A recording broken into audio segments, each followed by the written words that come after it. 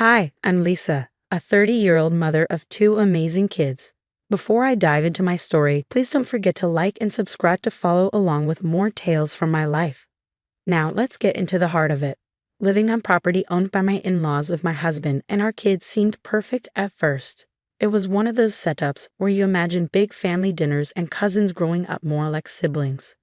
But things took an unexpected turn when my brother-in-law, Mark, moved into the house next door with his wife and their three kids.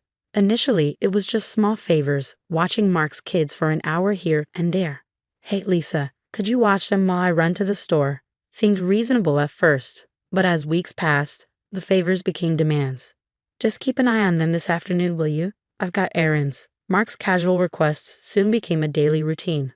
One afternoon turned into every afternoon, and before I knew it, I was practically a full-time sitter, unpaid and exhausted. Even my own kids started to notice.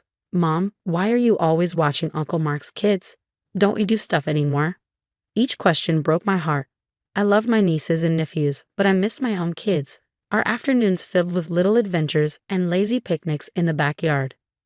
When I confronted Mark about it, the conversation didn't go as I'd hoped. "Lisa, you know we all have to pitch in. We live on family property. It's not just about you and your little family. We're all in this together, right?" His tone had a sharpness I hadn't expected.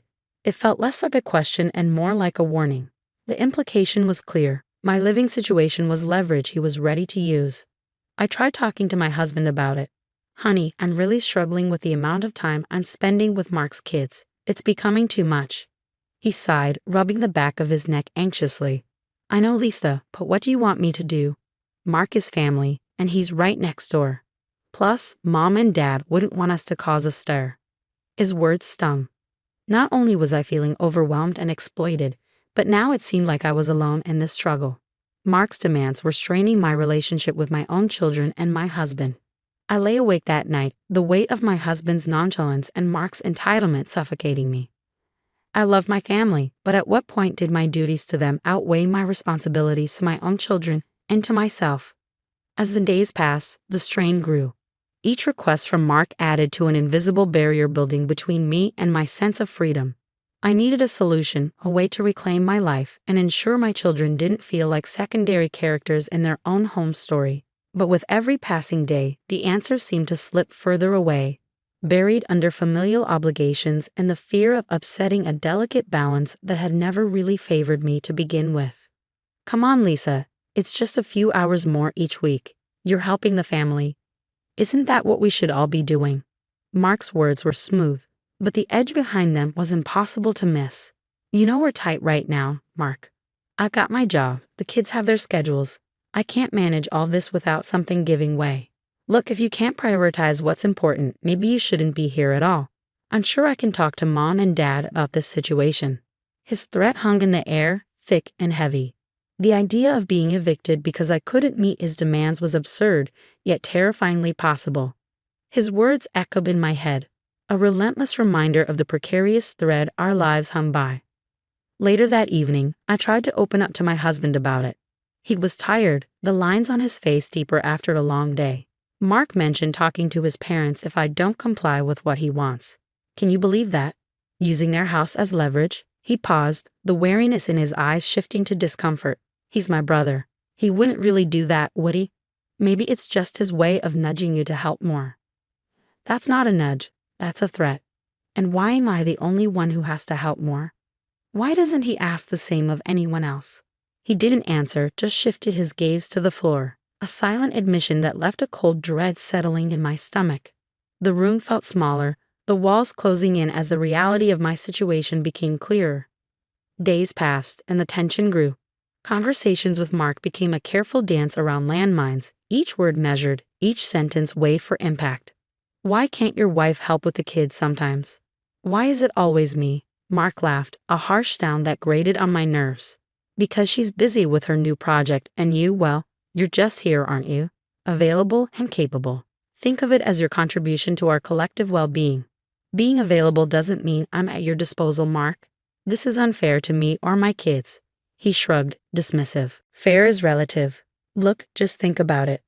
What I said about talking to the parents, maybe that'll help clarify things for you. Mark's threat was no longer just an implication. It was explicit, a sword dangling over my head. And with my husband's passive stance, the fight felt singularly mine to wage. That night, as I tucked my kids into bed, their innocent chatter about school and friends was a stark contrast to the weight of my adult burdens. I knew I had to find a solution. The idea of losing our home loomed large, but losing myself to Mark's demands was a cost too great. I needed a plan, something to shift the balance to give me back some control. But in the dead of night, with only the soft breathing of my children as company, solutions seemed as distant as the stars outside their window. As I stood in our cramped living room, the air charged with tension, Mark's voice cut through the silence like a knife. "You do realize you're living under my parents' roof because of my goodwill, right? Think about where you'd be without that." His words stung, the implication clear and sharp. He was marking his territory, and in his eyes, I was nothing more than a tenant on borrowed time. "Your goodwill, Mark. We're family. It's supposed to be about support, not hanging debts over each other's heads." Mark sneered, his eyes cold. "Support? I'm supporting the whole family by letting you stay here. And how do you repay me? By complaining and shirking your responsibilities." The word responsibilities echoed mockingly. I felt a surge of anger, fed up with being treated like a pawn in his control game. Taking care of your children is not my responsibility, and using this house as leverage is low, even for you. He stepped closer, his voice lowering into a threatening whisper. "Think very carefully about your next steps, Lisa. This isn't just about you and me, it's about where your kids will grow up." The threat hung heavy between us. After he left, I sat down, my mind racing. The fear of eviction was real, but so was my resolve not to let Mark manipulate me any further. I picked up my phone, hesitating only a moment before dialing my friend Jenny's number. "Jenny, I need some advice, some serious advice." Jenny's voice was a lifeline. "What's going on, Lisa?" I poured out everything from Mark's threats to the crushing weight of dependency. "I can't live like this, always waiting for the other shoe to drop. I need a way out." "You're smart and talented, Lisa. Have you thought about looking for a job? Something that could get you out of there?" The idea sparked a sliver of hope. "I've thought about it, but I haven't taken any steps yet. I guess I was hoping things would get better." "Hope's important, but it won't change your situation. You need a plan. Start job hunting seriously. Maybe look into some remote work that you can do while the kids are at school." Motivated by Jenny's encouragement, I spent the next few days scouring job listings and updating my resume. I found several promising leads, jobs that could indeed pave the way to financial independence and, more importantly, freedom from Mark's control. Each application I sent out felt like a small victory, a step toward reclaiming my life. The fear of upheaval lingered, but the more I acted, the more empowered I felt. I wasn't just fighting for my autonomy. I was fighting for my family's future. And with each step, the path ahead became a little clearer, the shadows cast by Mark's threats a little less daunting.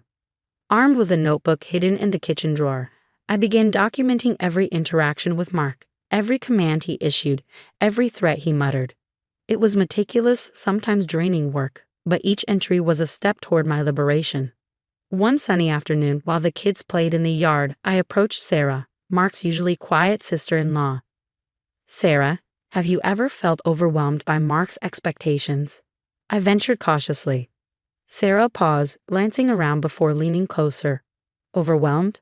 More like drowning. It's always do this, do that. I sometimes wonder if he thinks we're his staff, not his family."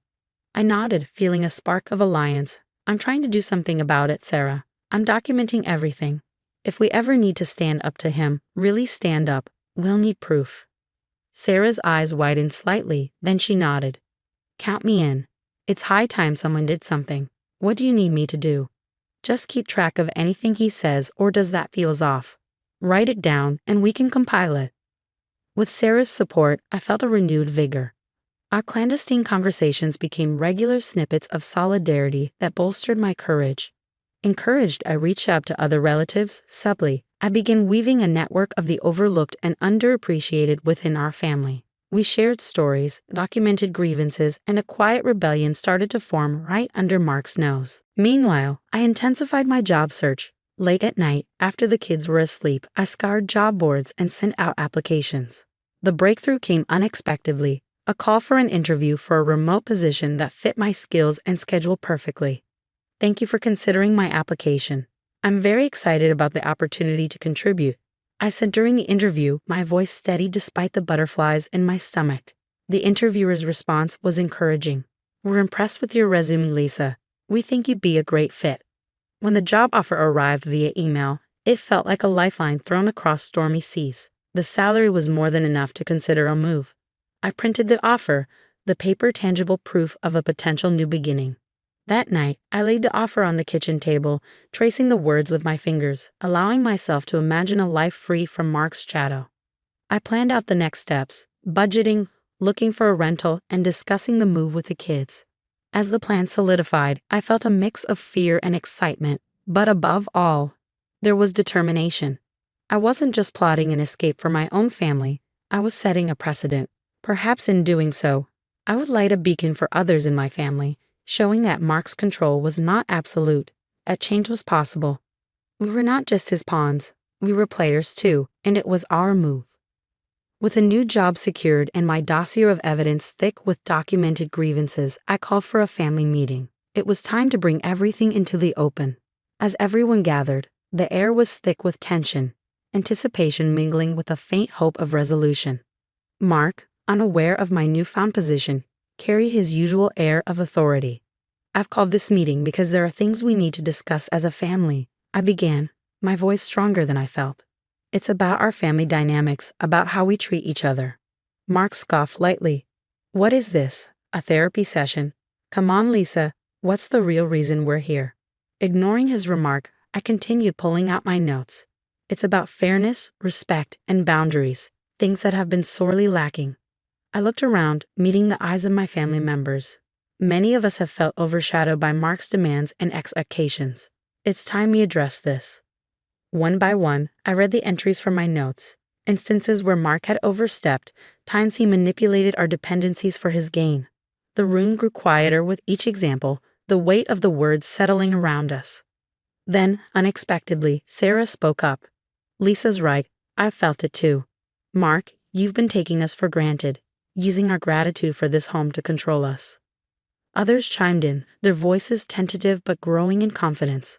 The grievances poured out, not with anger, but with a plea for change. Mark looked around, the realization dawning that his usual tactics wouldn't work this time. I didn't realize you all felt this way. I thought we were just functioning as a family. It's not functioning if it's only working for you, I said, my tone steady. We need to find a balance where everyone feels respected. The discussion that followed was long overdue. We talked about expectations, responsibilities, and most importantly, respect.